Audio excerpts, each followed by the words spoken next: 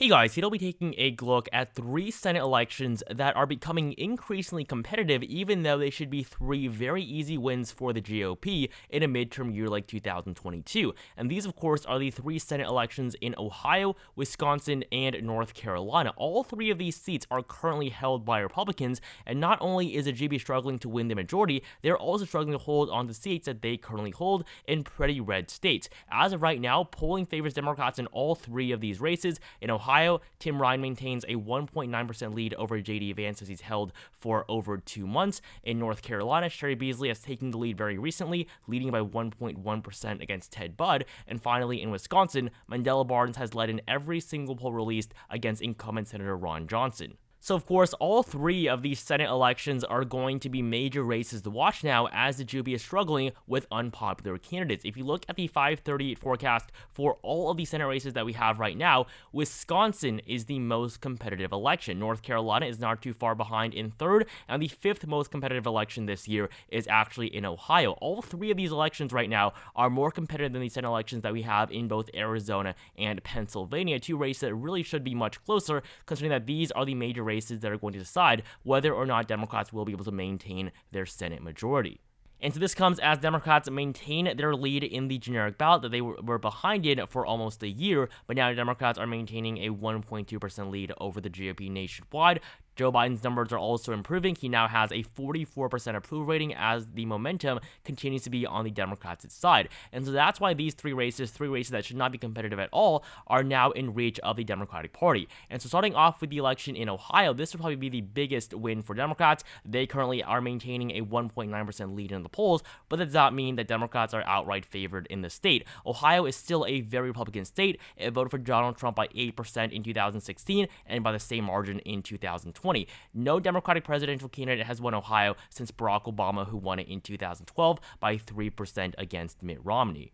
And so in the Ohio race this year, if you look at the polls, you will quickly see the issue for J.D. Vance. He simply is not that popular of a candidate. So if you look at every single poll released in the last couple of months, they have all shown Tim Ryan ahead except for two. These are the two polls conducted by the Chicago Group and Emerson College. These, of course, are A-minus rated pollsters. So these are the two most reputable polls out of every single poll released in the last couple of months. Yes, they have shown J.D. Vance ahead, but Tim Ryan leading in these other polls is still pretty significant, as, of course, at the very beginning of this election, he had practically no chance at defeating whoever the Republican nominee was going to be. J.D. Vance only won the nomination after he received the endorsement of Donald Trump. And so if we look at one of these specific polls in more detail, we're going to look at the Emerson College poll. This poll, of course, had Vance up by 3%. According to this poll, J.D. Vance only has a 50% favorability rating, while Tim Ryan enjoys a popularity of 54%, despite this poll still showing that J.D. Vance leads in the race by 3 points. If you look at the approval rating of Joe Biden, though, 56% of Ohio voters have a negative view of the president. Only 39% of Ohio voters currently approve of the job that the president is doing. So even though Joe Biden has a 39% approval rating and a 56% disapproval rating, that's a spread of net negative 17 points, J.D. Vance is only ahead by 3% in this race. And so this will be a pattern you'll see in many other races, especially in Wisconsin and North Carolina, not just Ohio. That's why Republicans are doing so poorly in all three of these states right now. These are not Democratic states. They're not even purple states. These are all states that Republicans do have a very slight or even significant advantage in the case of Ohio, but their candidates are simply not liked enough for them to have a great shot at winning these elections. But if you do look at the Ohio polls, honestly, Tim Ryan being up by 1.9% is not very significant. In 2018, Sherrod Brown led by double digits in basically most of the final polls that were released for this race, and of course he only won the election by 6.8% against Jim Bernanke. This was the last Senate election in Ohio. 2018 was a major blue wave year. If you look at the generic ballot 4 years ago, Democrats were up by 8.6% nationwide. So even though Democrats had an 8.6% lead in the entire country, Sherrod Brown still significantly underperformed polling expectations and only won by a very slight likely margin. So in 2022, Tim Ryan leading by 1.2%,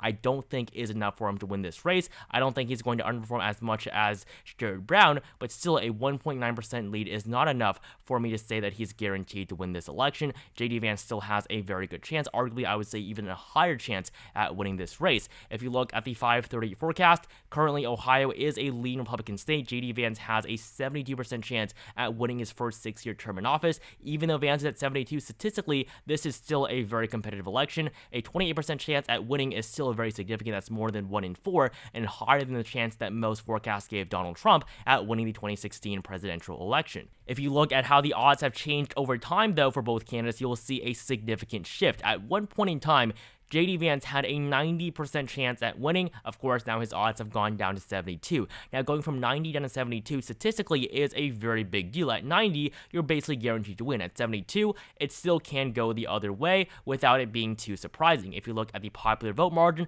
the margin has dropped from a 10-point margin all the way down now to a less than 5-point margin, basically a 4-point margin now between JD Vance and Tim Ryan. And if you look at the polls, they really have not been that great for the Republican nominee. If you look at this forecast based only on the polls, so this is the light model of the 538 forecast, Tim Ryan has a 53% chance at winning. JD Vance has a 47% chance at winning. That is just how well Tim Ryan is doing in the polls. And at one point in time, he had a 70% chance at winning based solely on the polling data. Looking at other forecasts, Politico currently has the Ohio race as being lean for the Republicans. It previously was a likely GOP race, but with JD Vance really struggling in his campaign, the state of Ohio has moved down to the lean category according to Politico. If you look at the Economist forecast, they have Ohio as the second most competitive election on the ballot this year, with JD Vance only having a 57% chance at winning. Ohio right now is one of the 3 toss-up elections according to this forecast. And so in Ohio,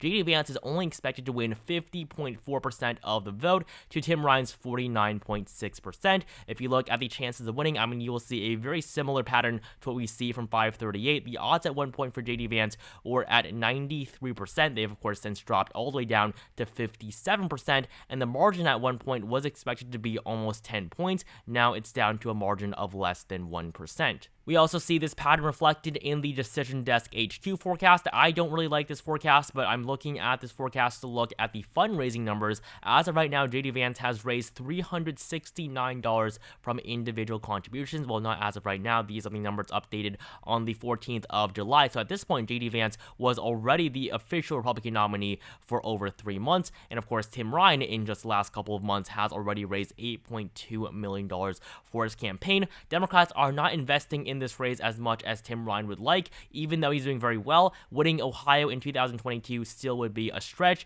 and so that's why Tim Ryan really is having to rely a lot on himself, and according to his contributions, he is doing pretty well for himself, especially compared to the numbers that JD Vance has done in terms of raising money. $369,000 for a Senate campaign really is quite abysmal.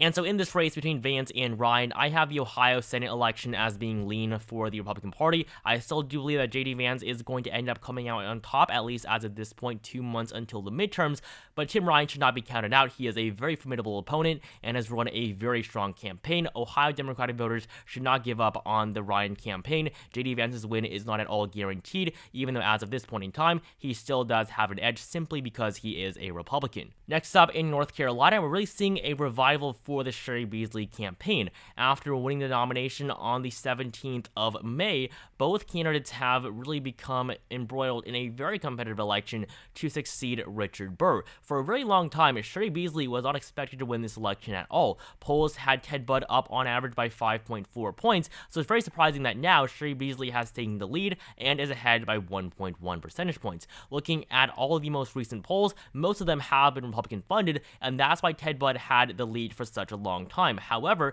if you do look at the 5 most recent polls, 4 of them have shown Cheri Beasley in the lead. However, one of them was conducted by the Trafalgar Group, and this poll, of course, only had Budd up by 3. A 3-point lead, according to a Trafalgar Group poll for a Republican candidate, really is not significant at all. Cheri Beasley is neck and neck against Ted Budd, at least according to what survey data is currently showing us. But if you do look at forecasts for this race, Cheri Beasley is still not favored. 538 currently has North Carolina as being a lean Republican state according to their deluxe model. Ted Budd has a 63% chance at winning his first full term in office, and that's because Democrats, just like in Ohio, do tend to underperform expectations in the state of North Carolina. In 2020, Cal Cunningham led in every single poll leading up to the race against Tom Tillis, but he still lost by 1.7% in the very end to the Republican incumbent. Tom Tillis seemed to be a very weak incumbent for a very long time, but did pull off a pretty big surprise win. Yes, Cal Cunningham did have a scandal in early October, but still in the very end, he still led in every single poll. I think that if Cal Cunningham did not have that scandal, he would have won the race, and the Senate right now would be 51-49,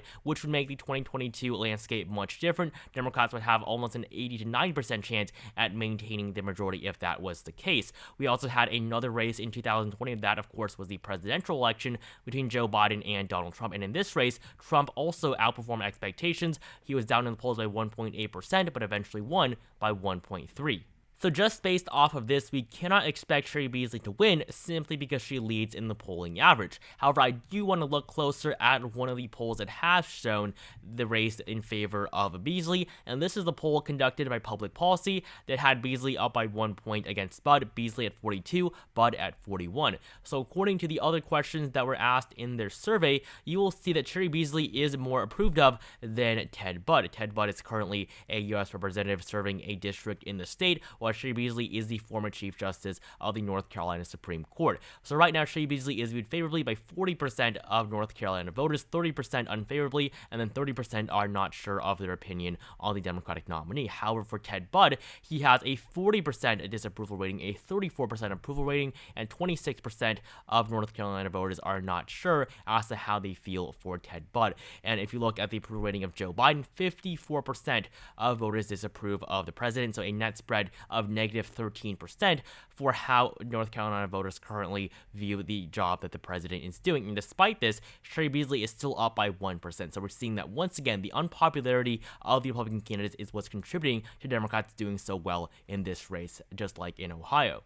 And like I went over quickly before, according to 538, North Carolina is currently a lean Republican state. Cheri Beasley does have a better chance of winning North Carolina than Tim Ryan in Ohio. And so if you do look at the numbers here, at one point in time, Cheri Beasley only had a 19% chance at winning. Now her odds have almost doubled, and the margin went from a margin of 7 points all the way down now to a margin of less than 3. And if you look at the polls here, Cheri Beasley is definitely doing much better than she was before. A 3-point margin is going to make North Carolina very, very competitive, maybe just as competitive as it was in 2020. In the end, though, I think that Ted Budd still does have a very slight advantage. If we look at the political forecast, they have North Carolina, though, as a lean state as well, just like Ohio. Both of these races currently are still slightly favored to go to the GOP. The Economist tells a pretty similar story. North Carolina currently is a lean Republican state, with Cheri Beasley only having a 31% chance at winning, 69% for Ted Budd, and they project a margin of victory of less than 3% as well, so pretty similar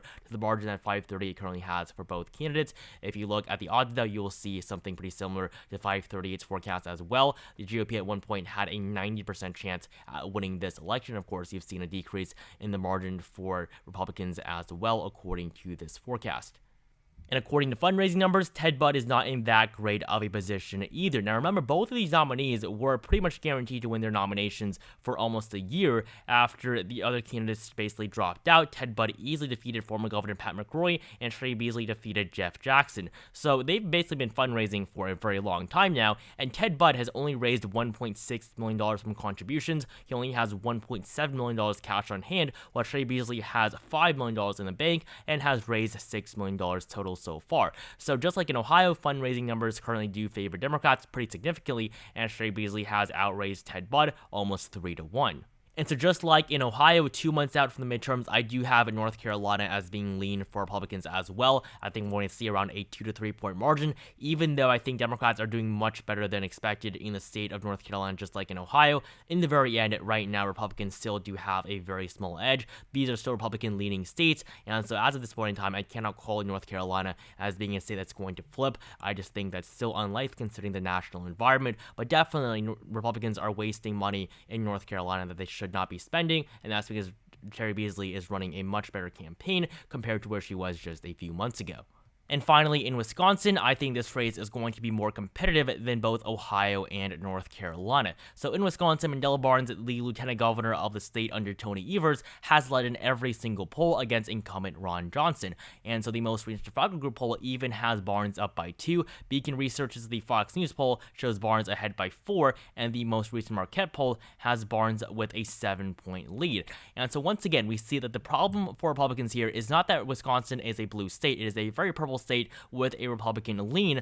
Ron Johnson simply is not a popular senator. He's in fact one of the most unpopular senators in the entire country, and his role in trying to overturn the 2020 presidential election results definitely has not helped him in a state that Joe Biden won in the last presidential election. And so looking at this Marquette poll, this is the poll that had Barnes up by 7 points. Ron Johnson only has a 38% approval rating and a 47% disapproval rating according to Wisconsin voters. And of course, he is the incumbent senator in office. 9% have not heard enough, and 6% are unaware of their views of Ron Johnson. If we look at the numbers for Mandela Barnes, we will see that 37% view him favorably, 22% have a negative view of the lieutenant governor, and 30% haven't heard enough, while 11% simply do not know. So even though Mandela Barnes is less recognized in the state, his favorability numbers are still significantly better than those of Ron Johnson, and that's why Ron Johnson is so behind. Every single poll, even a Republican pollster, has Barnes leading in this race,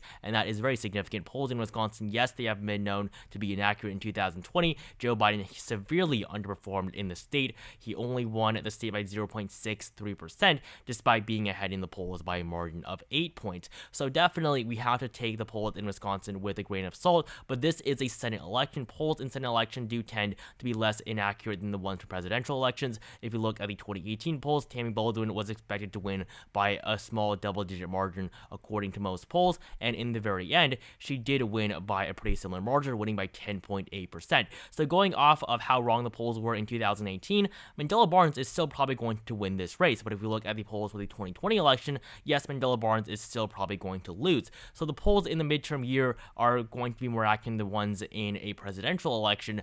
So that's why right now the polls really should be very concerning to Ron Johnson. They do suggest that Mandela Barnes really is winning this election. The big one is the Trafalgar poll. Even though Democrats underperform, the Trafalgar group almost always skews numbers in favor of Republicans, and Republicans almost always underperform whatever the Trafalgar group poll suggests. According to 538, Wisconsin is the most competitive Senate election this year. Ron Johnson has a 51% chance at winning, so of course Mandela Barnes is at 49, and statistically this means absolutely nothing. Both candidates are basically tied in this race, and right now 530 projects a margin of 0.2% for the Republican nominee, and if you just look at how significantly the odds have changed after these new polls have been released, you will see that at one point in time, Ron Johnson had a 77% chance at winning re-election to a third term, and Mandela Barnes is only at 23. Now, Mandela Barnes is all the way up at 49, and basically this race is even between both candidates. I would not be surprised if Mandela Barnes took the lead in just a couple of days, and of course, again, every single poll has shown Barnes ahead. If you look at this model based solely on the polls, we will see that Mandela Barnes has a 72% chance at flipping the Wisconsin Senate seat.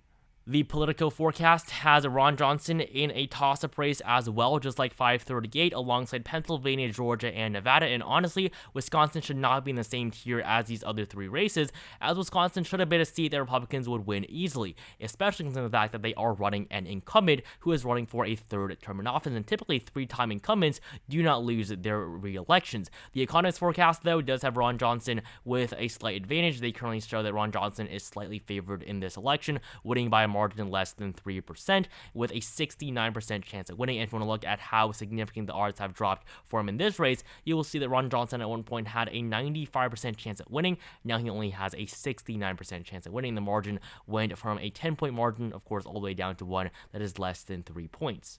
And out of every single race we looked at today, this is the only race in which Republicans have a fundraising advantage, and that's mainly because Ron Johnson has been fundraising for almost 6 years now after his re-election in 2016. So Ron Johnson so far has raised $4.3 million. Mandela Barnes is at $2.1 million, so Ron Johnson has basically outraised Mandela Barnes 2-1, but of course this is after a much longer period of fundraising, and of course Ron Johnson has also received a lot of contributions from Republican super PACs and support from big corporate GOP donors. So right now, Mandela Barnes is behind in fundraising, but still doing relatively well compared to the fact that Ron Johnson has been campaigning and fundraising for so much longer.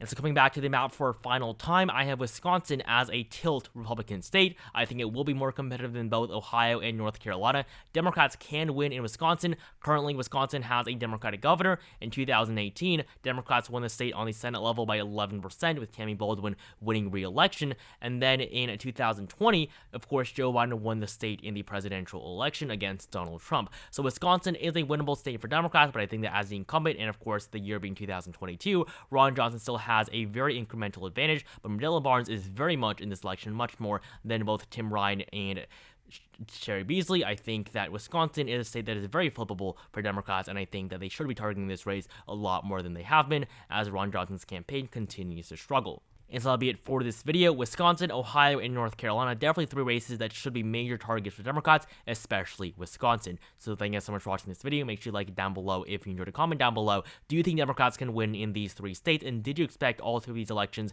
to be as competitive as they are right now? Subscribe to my channel if you haven't. Consider purchasing a channel membership for just 99 cents per month. And I'll see you guys in the next video.